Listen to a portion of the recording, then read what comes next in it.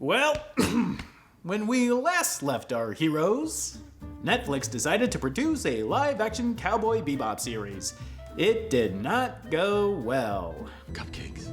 Yeah, who don't like cupcakes? Where'd you serve? Shoulder of Orion? Ten Houses Gate? I won't carry that weight. Spike! Spike Spiegel! For days. Quite therapeutic. Yeah. And that gentle warm water really eases the stress while washing out the nooks and crannies. With the show's future in utter shambles and with looming anime projects still on the horizon, all that's left to do is pick up the pieces and try to figure out once and for all why Netflix even picked up the property and why they are still barreling forward despite failure after failure, and what that means for all of us, as well as what's to come. This is part 2 of our post-mortem on what remains of Netflix Bebop.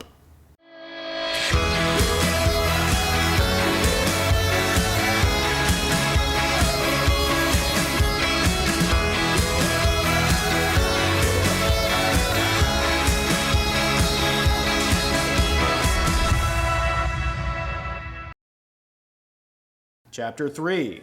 Bebop Can Never Be Made Again. The fact that the original anime was made at all is kind of a minor miracle when you understand the troubled history and production it had. Episodes were finished on the day of their broadcast, several episodes had to be shown out of order, its original run was mired by time slot changes, and even had to be shifted to a completely different channel. The only way its debut could have gone worse is if the series was cancelled.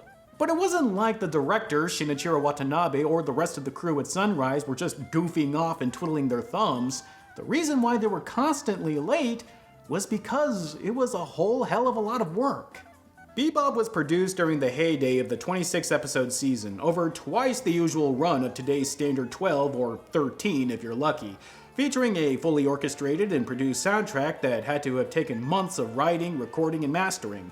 Not to mention the series was also produced during the last vestiges of traditional cell painting, which took longer than the burgeoning digipainting techniques that the industry would soon adopt, as so would Sunrise during Bebop's production, which is why certain episodes look cleaner and brighter than others. Maybe this is the one I won't come back from, the end. Just playing with your head.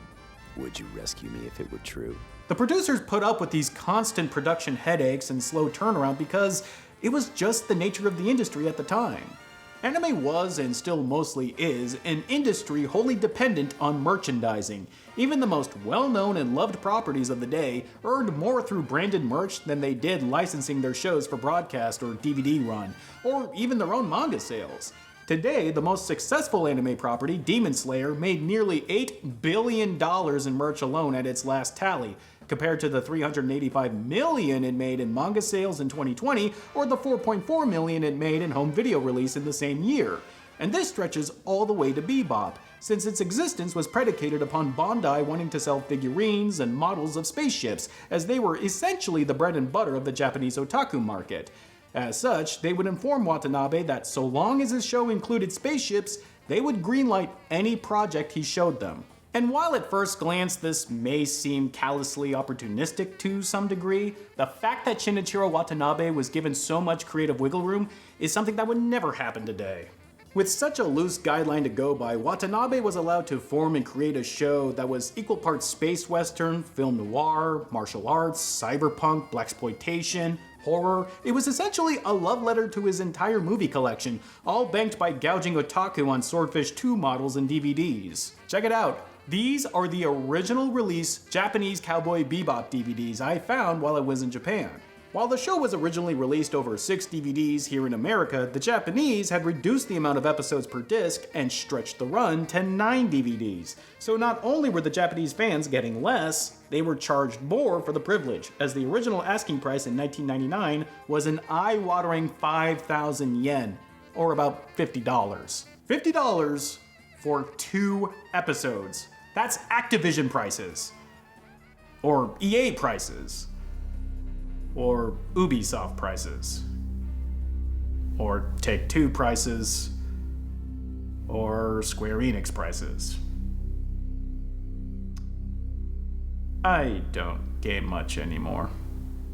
Today, however, the anime industry has changed to meet the demands placed by outside markets because for the very first time in the history of anime production, the foreign market for anime and manga has matched dollar for dollar with the domestic market, and it is expected to surpass it in the near future. From Netflix to Funimation and every other anime streaming service available, they all play a part in bidding themselves into higher and higher licensing fees to bring anime and all possible properties to America and elsewhere. And with that comes the need for a quicker turnaround, and there's only so much that streamlining production or reducing the number of episodes can logistically do. Right now, more anime is being produced than ever before, and the list of projects continues to grow with each and every year, requiring even faster turnaround. When you have to expand to nearly a dozen different studios halfway through your 12-episode season, like in the recently released Stone Ocean anime, then we as an industry have reached a production tipping point. There's just not enough hours in the day or people in the industry to churn out a show like Bebop because no matter how revolutionary it was or how it became a kind of flashpoint for anime, hardly any one series could ever out-earn multiple series. No wonder the industry is suffering from an unprecedented level of burnout. But all of this goes back to my original question. Why is Netflix spending so much money and energy on anime and anime adaptations? Well, Chapter 4. Everyone Wants an MCU. Cast your minds back to the halcyon days of 2015, when Netflix was producing some of the best Marvel content out there under the Marvel Knights label.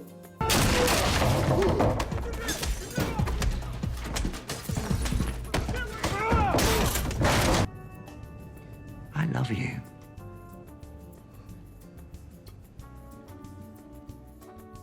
It was a seemingly perfect match between Netflix and Marvel's parent company, Disney, where everyone wins. Disney gets sweet licensing fees, Netflix gets a chunk of the billion-dollar Marvel pie with all the prestige it comes with, and fans get a wider breadth of stories dealing with subject matter that just wouldn't fly in an Avengers movie. Take what's left of him and send it to his brother. It'll start a war. I'm counting on it. Disney was so committed to this project that in July of 2016, they signed the deal to produce 135 episodes of the Marvel Knights series by the end of 2017, making it the largest TV production deal in the history of New York State. But all wasn't as it seemed. Hey, just wanted to quickly pop in and say thank you for watching the video so far, and if you're liking what you're seeing, please drop a like and subscribe if you haven't. It really helps me and it helps the channel to grow. And I also happen to have posters and shirts for sale and a Patreon down in the description if you want to directly support what I do. Thank you so much, and please enjoy the rest of the episode. There had been many a rumor that Disney was going to enter the streaming game, as they were poking around tech firms and their respective video players, creating a sort of proto-Disney Plus that was available only in the UK called Disney Life back in late 2015. So it was only a matter of time before Disney would part ways with Netflix to make their own streaming platform with blackjack, hookers, and 20th Century Fox. I'm touching myself tonight. The initial announcement for what would become Disney Plus came in August of 2017, a little over a year from when they made that landmark deal and a little over a week before Netflix released its version of the Avengers, The Defenders. Could the timing be any worse for Netflix? And as if to twist the knife a little extra, they also announced that it would drop in 2019, specifically mentioning that it would be after their distribution deal with Netflix was set to end, as if we all needed to know that the only thing keeping them from releasing Disney Plus sooner was their contractual commitment with Netflix. At least when Nintendo pulled this kind of shit, we got the PlayStation. When Disney pulls this, we get... Now, these kinds of breakups are not unheard of in Hollywood, but it's kind of hard to see all of this happening without thinking that the split was just a tad acrimonious, considering that before their deal was set to end, Netflix canceled Luke Cage, Iron Fist, and Daredevil. Now, this sounds like it makes sense. I mean, if you're going to lose the distribution deal, then why commit to shows that have no future? But the cancellation would have reverberating effects not only for Netflix, but also Marvel Television Studios. According to their executive vice president, Jeff Loeb, they were completely blindsided by Netflix, since none of the 3 series were finished. And they even openly wondered if that would be the end of the entire studio before Hulu ordered a number of animated series. Of course, Marvel Television would inevitably be folded into Marvel Studios proper, consolidating the entirety of their library under one banner. With the benefit of hindsight, we can plainly see that Disney was just fulfilling contractual obligations owed to Netflix, but Netflix had to know that their working relationships with major studios was going to change. Disney is far from the only media conglomerate deciding to go with their own streaming service, if your crowded media hub is any indication. But Disney's split was arguably the most damaging for Netflix and for the way they did business, and it would signal a turn that Netflix would have to confront head on.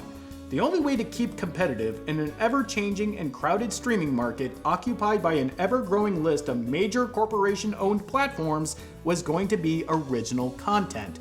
And therein lies another problem. Do you know the last wholly original American-produced movie that was #1 at the box office? Do you?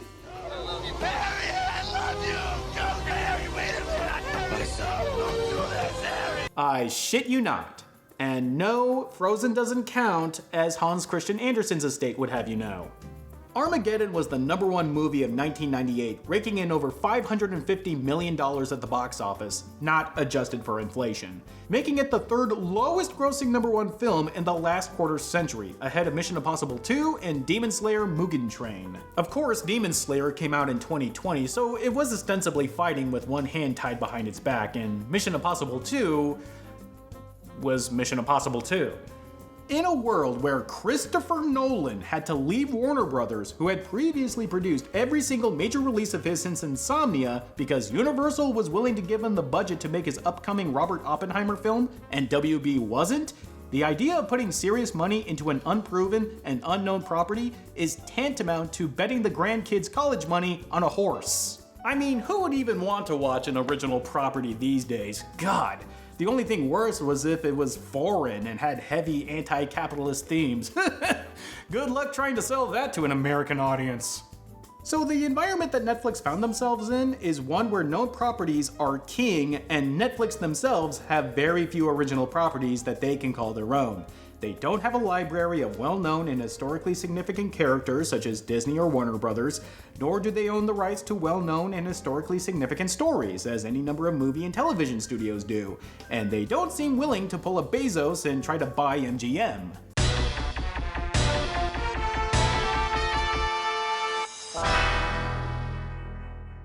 But what they do have are business connections with countries outside of America, including Japan. When you think about it, it's a low-risk, high-reward situation. There is an audience in America that would know about Dragon Ball and Sailor Moon, and that same audience would tend to overlap with the MCU audience. Not all of them, surely, but enough to pursue the idea. Plus, it's not like Toho or Shueisha are gearing up to produce their own streaming platforms. Yet. And it just so happened that 2 months prior to Disney announcing their plans for Disney+, Marty Adelstein, executive producer at Tomorrow Studios, would announce their acquisition for the Netflix Bebop rights. Soon after canceling the Marvel Knights series in October and November of 2018, Netflix announced the show would be hosted on the platform. True, these deals most likely spent months being negotiated, but to see them make that announcement not even a few weeks after canceling those shows, I have to wonder if Netflix was still butthurt. I mean, I could barely see that middle finger they were holding up from Mars. It really did seem like the stars were in alignment for Netflix. Someone else did the legwork to score the licensing rights, and they get to stick it to the company that hung them out to dry. Of course, seeing as how it all spitefully wound up, Netflix didn't shoot themselves in the foot so much as... I slammed my penis in the car door. You slammed your penis in the car door. The hell of it is that, as a property, Netflix probably couldn't have chosen a better anime to make a live-action series out of. If Netflix was going to go whole hog, they would certainly need a guinea pig to test the waters of making an adapted series, something more involved and ongoing than a single film like Death Note. That the anime had a strong fandom foothold in America, prolonged and sustained by Adult Swim's continual broadcast, proved that at least there would be people that would have the curiosity to check out a live-action adaptation.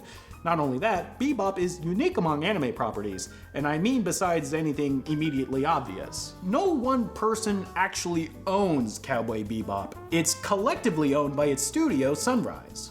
If you go to any number of sites to look at Bebop's production information, you'll notice that its creation is accredited to a Hajime Yatate, which is a pseudonym for the collective contributions of the staff at Sunrise. As such, they're the first and last stop if you want to, say, make official merchandise of Bebop, or, say, license Witch Hunter Robin for a tie-in deal with Ambien. This situation is much rarer than it sounds because the anime industry is kind of like Hollywood. They need a successful example of a known property, e.g. a manga or a light novel, to be willing to part with the money to produce it. And this can lead to another problem. You see, Japanese copyright law has something that is colloquially known as gensakusha, or original author. Essentially, it all boils down to you needing the original author's permission before you can move on any deal, which can be a nightmare depending on the project and who you need to get the go-ahead from. Some can be friendly and professional, and others can be a downright difficult diva.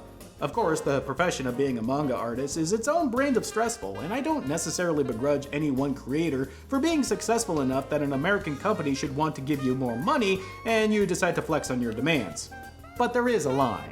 Not gonna name names because people can get into trouble, but I will put a pin in this and say that if you are holding up an American distribution deal because you really want to go to the Oscars, maybe you need to chill. But with Bebop, all you would have to do is deal with the board of directors at Sunrise, and that's it. Businessmen are businessmen, and if you come in knocking with a sack full of cash, they would be more than happy to do business, and not hold up a deal for the sake of crashing the red carpet. Honestly speaking, Netflix could not have asked for a better property to work with than Cowboy Bebop. At least platonically speaking. And we do not live in a platonically ideal world now, do we? That Netflix wound up canning the show so quickly after its release makes sense when you look at what Netflix was expecting out of it. Despite how cheap it looks, it wasn't a cheap series to produce. So there was obvious expectations set upon it to perform at a level that had to match what it was ostensibly bought to replace. And I am sorry, Cowboy Bebop will never be an MCU level property. It wasn't going to capture the zeitgeist, it wasn't going to branch off into its own metaverse with its own sub-stories and shows, and it certainly wasn't going to be the topic of discussion outside of a smattering of forums and Twitter threads. This all shouldn't have been surprising, considering a little fact that I think Netflix wanted to ignore. Chapter 5. Bebop is Anti-Netflix. It's often taken for granted that film and TV, including anime, are formed following function. Most anime produced today, and at the time, are made with the idea that it will premiere on a TV channel on a weekly schedule, and as such, it needs to be made with the utmost efficiency. This idea formed the backbone of the entire anime industry since its arguable inception in the days of Tezuka's Astro Boy in the early 60s. The man literally underbid himself and his staff in order to convince producers that weekly anime was financially feasible, and though advances in technology and technique would help ease the animation process in the coming decades, it's all in the service of keeping production overhead low. Cowboy Bebop is by no means a cheap-looking show compared to other anime of its time, but it was definitely created on a budget. But instead of fighting against it, the production team at Sunrise embraced it. Gotta be fluid. Huh? You have to be like water. It cannot be overstated just how effective Cowboy Bebop was at using very simple still shots and minimal animation. Of course, Yoko Kanno's soundtrack is doing a lot of the heavy lifting, but paired with the sometimes dull, sometimes grimy, but always evocative coloring and the design and expressiveness of the characters, it all adds up to what we would call a mood. While the anime had a wide breadth of stories and themes as well as influences, at the heart of it all is a very strong and very present theme of death.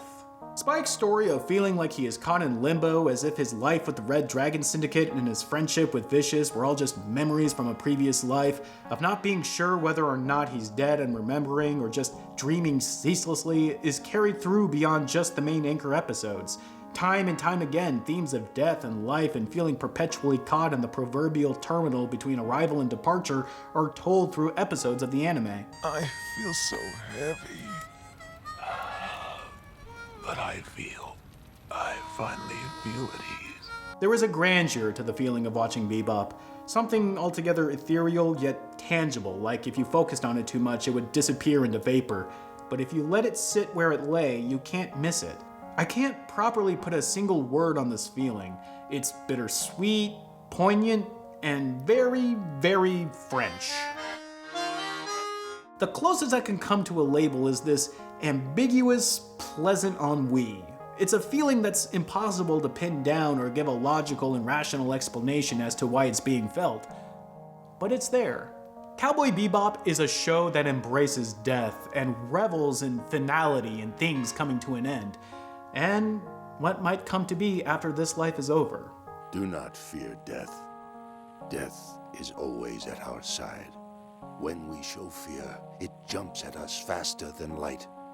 But if we do not show fear, it casts its eye upon us gently, and then guides us into infinity.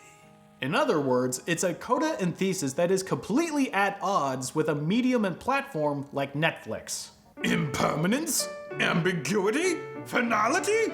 That doesn't drive engagement. And why would Netflix spend the coin on the adaptation just to do only one season? Hell, Christopher Yost planned a second season before he even wrote a first season. And that, ladies and gentlemen, is what we call hubris. Besides, how would a second season even work considering how the anime ended? I don't know, maybe they could have had a season that ended on the first half of Jupiter Jazz? Well, kind of late to speculate at this point. Moreover, this hedging of their bets goes completely against how anime was consumed back when Bebop was new. Outside of the shonen space, anime fans were conditioned to be mostly content with one single season of a show they really liked, and would be over the moon if word got out that another season was in the works, if not an OVA spin-off. That Bebop ended with Spike dying on the steps is thematically and emotionally resonant, and would be in line with what anime audiences would expect since most were not anticipating a second season to froth up.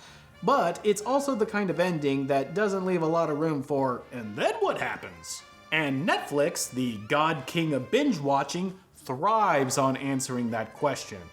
Something had to change. Netflix is certainly not the first major studio to demand changes to the source material to fit what they're looking for. Moreover, Netflix making changes, on the face of it, is not always a bad thing. We do not need anime's answer to Gus Van Sant's Psycho. Don't you go out? With friends? The boy's best friend's his mother. It's why they make these changes, and what these changes amount to is where there can be some issues. And I would argue that Netflix Bebop is the most characteristic example of how the platform structures its content. Chances are, if you're a fan of the anime and you are actively wondering why in the hell they changed what they did, it's mostly because they were trying to force the anime's round peg into their square hole. It may seem obvious to say, but Netflix isn't television, and it cannot be compared one-to-one with programming that was meant for television. As such, Netflix measures success in completely different ways. They don't have to worry or bother with Nielsen ratings, or whether or not a particular story, character, or even a single line of dialogue might piss off a sponsor and they'd pull their funding. But they do have their worries. It's just that they're harder to measure and account for if you're not inside Netflix's boardroom. Some of you might be aware that Netflix doesn't publicly release their view counts or watch time for everything because 1, they don't legally have to, and 2, any information that could possibly benefit an actor or director to renegotiate their contract is probably best left close to the vest. Am I right, Disney? So there's no real way of knowing just how big of a hit or how big of a bomb Netflix has made, and their list of the top 10 most streamed shows or films doesn't really tell us much other than the ranking. Besides, we have no way of knowing how much view time it takes before Netflix counts it as a view, or how many views are just people letting it autoplay while they do something else. Either way, it doesn't affect Netflix's bottom line. So what does? Subscriber growth, subscriber retention, and total watch time. Since their money through viewership comes in monthly installments and isn't predicated on what viewers watch, all Netflix cares about is getting new subscribers, keeping the ones they have, and keeping them watching in that order. hence why Netflix shows and their episodes tend to end on a cliffhanger and why they typically have an overarching narrative between episodes instead of singular segmented stories, since you have to give the audience a dramatic incentive to keep watching. So when they got the rights to Cowboy Bebop, a episodic show with segmented stories and a definitive end, that ain't gonna fly.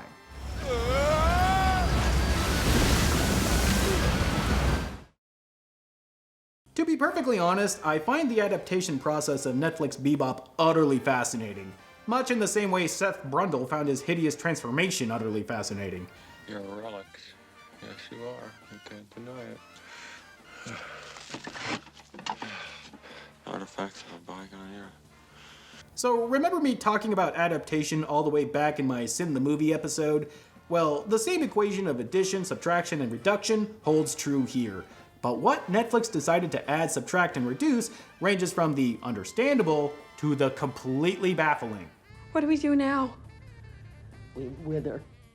For instance, that they changed the bioweapon in the Gateway Shuffle episode analog Callisto's Soul into a mutagen that turns people into trees makes sense production-wise, since working with animals like chimpanzees would require a lot more committed time and money for handlers and unions and such. It's a completely benign change that just made production easier.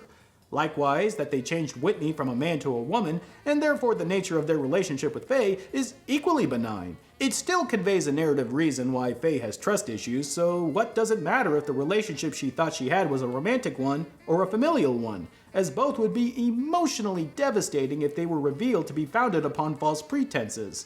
However, if we go further down the negative end of the spectrum, we can see characters like Gren, who may have had some problematic elements, but was otherwise an important side character that both enriched the history of the setting as well as provide a sort of insight into Vicious's character. I believed in you.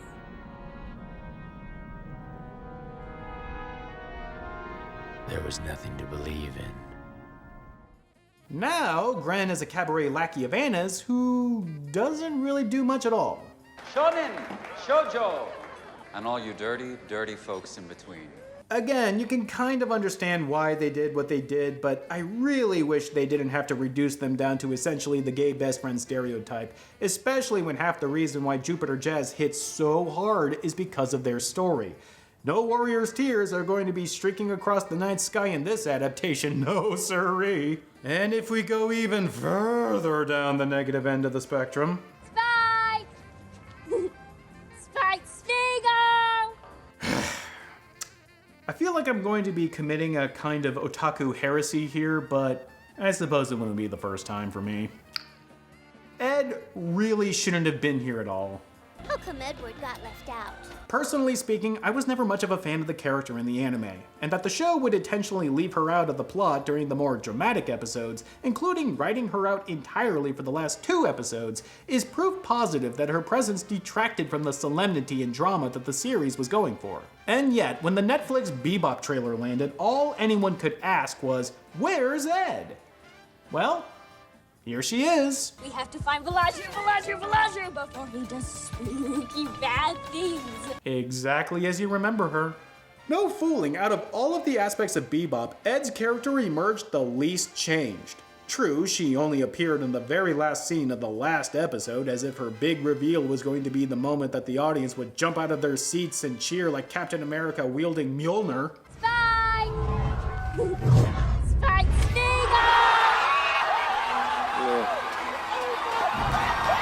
And that's part of her problem in the show. Because they held back on her part in the story, the audience missed out on her antics, which are integral to her appeal, because it certainly isn't her witty dialogue. Today, Ed goes looking for the spooky, mysterious, horrible alien. Lesson, if you see a stranger, follow him. Taking control of the Bebop like it was a remote-controlled airplane, her relationship with Ein. These are the kinds of moments that endeared the character to the audience. Well, that, and she also tapped into that lol random style and vibe that was way too prevalent in the mid-aughts. Without these moments to build off of, all Ed has is her lol randomness, and then to put her at the end of the episode and therefore the season, can you see why people were pissed? By the by, I am aware that the actor playing Ed, Eden Perkins, is non-binary, but the character they're playing has always answered to feminine pronouns and has never said anything to the contrary. Hey, you're a girl! Like I said, nothing good ever comes from Earth. And lest we forget, actors are not their characters. And that's fine. Still, the blame for the dud ending is not Ed's alone, because there were many hands that worked toward that dead-on-arrival finale. Because they were already planning a second season, once again, thank you Christopher Yost, they had to bait an ending where the characters are at their lowest, despite the last half of the series trying to ham-hand character arcs for the crew and get them to work together like a team. All right. Together. This by itself isn't a bad idea, but if you're going to end the season with everyone going their own way on bad terms, why even spend the few middle episodes trying to get them to cooperate with each other? Never mind the fact that because the show was cancelled, it now has the ignominious, pointless ending it does. It also just cheapens an already flimsy arc, especially how it goes about doing it. Yes, I'm looking at you, Faye. The whole series is trying to build her as this caustic, slow-to-trust woman who uses being a smartass to deflect her insecurities, you know, like the anime, but does it in the most clumsy, most back-assward way possible, unless people with severe trust issues routinely have pillow talk confessionals with their one-night stands. Can I call you sometime? Yeah. But first you gotta figure out who the real you is. But you know, a lot of these rough patches can be smoothed over or even improved given a long enough and satisfying enough character development arc. You know, something that isn't Faye randomly finding a billboard that reminds her of the house she used to grow up in and ditches everyone at the worst possible time for no good reason. I know you're going through a lot of shit right now, but I have a chance to find out who I am. Look, I know you're going through a lot, nearly seeing your daughter dying, feeling betrayed by a man who you used to be able to trust, and I know this lead of mine isn't time sensitive and will most likely be there in 100 years, let alone tomorrow, but bye! Though Faye's character probably got the worst of the adaptation changes out of everyone in the main crew, she's not the one who got the worst of it, period. Nope. That'd be these two.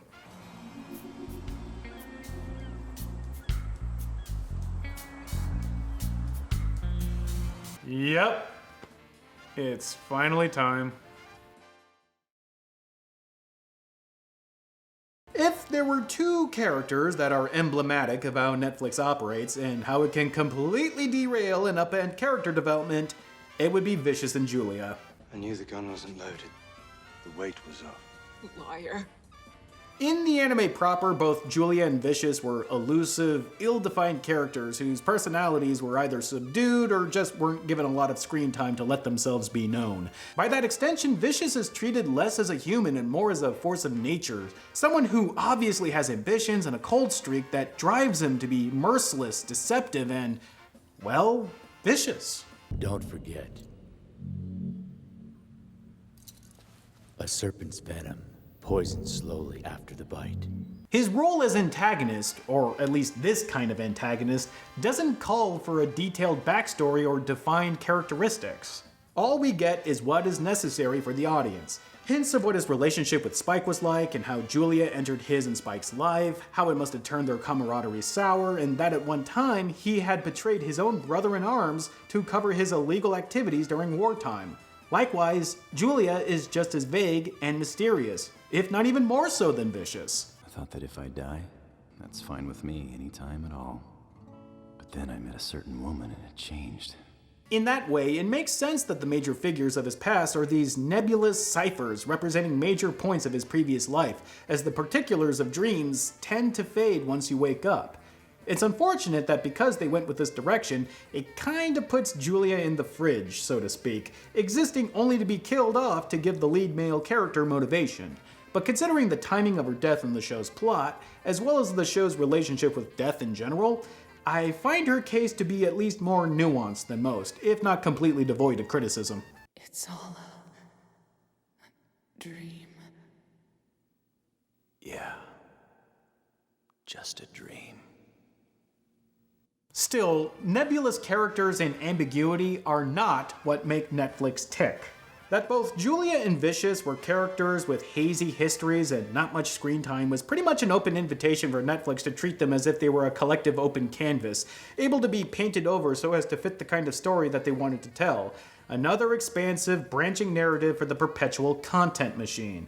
And apparently what they wanted to do was turn Vicious into a possessive, sneering, mincing whelp, and Julia into a put-upon, abused woman who uses her feminine wiles to claw her way to the top and become a despot, power-hungry boss bitch. Where have I heard this relationship before? You don't want to wake the dragon, do you?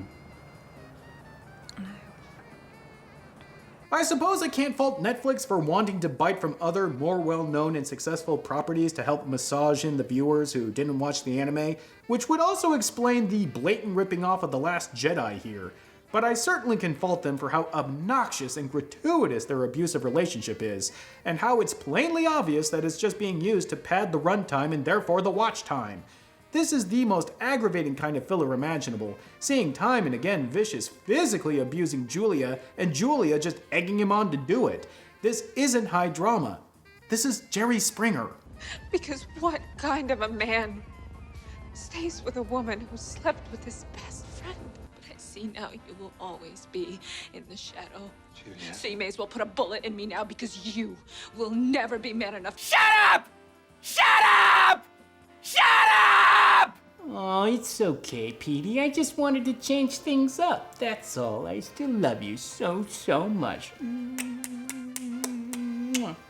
The real kicker is that neither Julia or Vicious is all that out of character if you compare them to the anime. It's just that Netflix isolated pockets of identifiable characteristics and amplified them to the point of absurdity. There is a degree of immaturity and possessiveness to Vicious in the anime, but he wasn't this immature and possessive. Likewise, Julia could hold her own and had pretty good working knowledge of the ins and outs of the Red Dragon Syndicate, but she wasn't some starlet turned mob queen who coldly offed Spike because he didn't rescue her like they were Mario and Princess Peach. You are nothing more than a dream I needed to wake up from.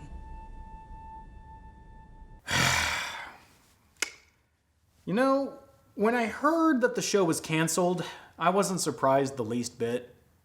But the way the show ended is still utterly depressing.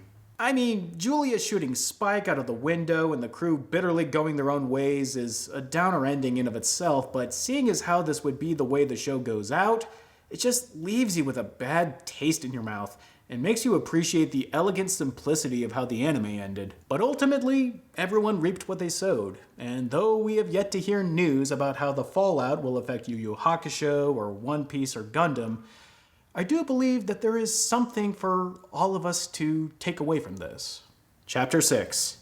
You're gonna carry your own weight. If it hasn't been made clear by now, Netflix and Disney and every other major studio has been strip mining our nostalgia for generations now. While this is as old as Hollywood itself, what makes things different now is that not only has there been more content made than ever before, we're all getting it faster than ever before.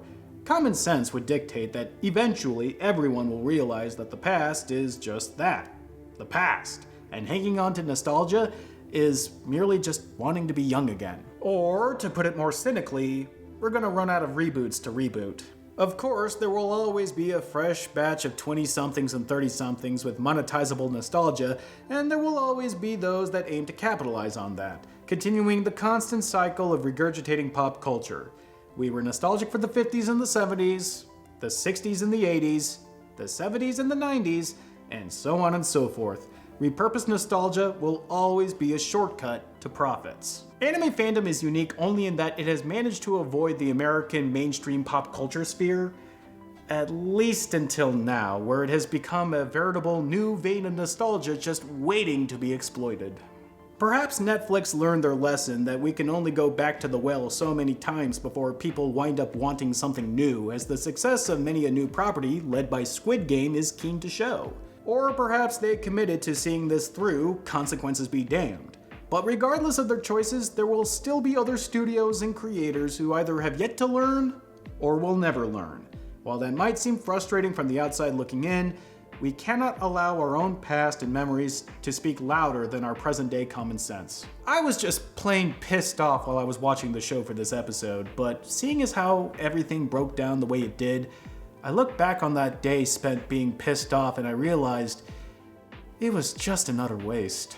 The only benefit to my anger goes to Netflix. Whether I rage online or I start a petition or even make any public remark, everything is engagement, and engagement is profit. Of course, it's easier to see now how futile my anger was now that the series has been canceled, but even if it wasn't, it doesn't make it any less true.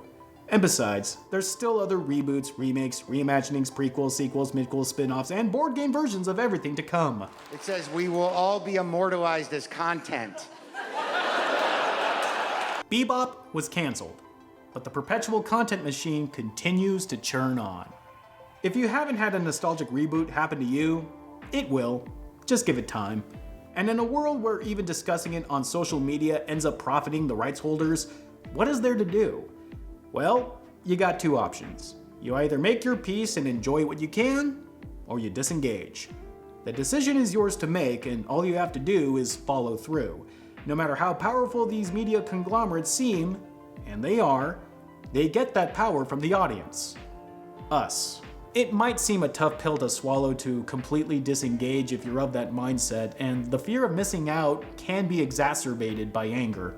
But anger is just like every other emotion. It's completely naturally human. It's easy to be angry when it seems like something new is disrespectful to a cherished memory of yours, but at the end of the day, if those memories are truly cherished, then there is very little that can be done today that would affect it. Is Netflix Bebop a bad show? I would argue an emphatic yes. Does its existence taint my feelings on the anime? Well, if I let it, yeah, but I'm not planning to allow it to have that kind of power over me. And hopefully, as we all continue to get older, we learn what we do and don't have power over. And with that comes a sense of peace and acceptance. We have little power over what studios decide to greenlight and produce or how they go about doing it. But we do have the power to check ourselves and not let bad shows or bad movies ruin our peace of mind, and we certainly don't have to make their job easier and bitch about it online and feed the engagement beast. And unless everyone pulls a George Lucas, you will always have the originals to look back on and remind you why you loved them in the first place. Acceptance brings peace.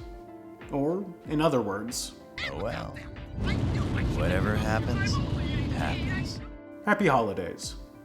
See you all in 2022.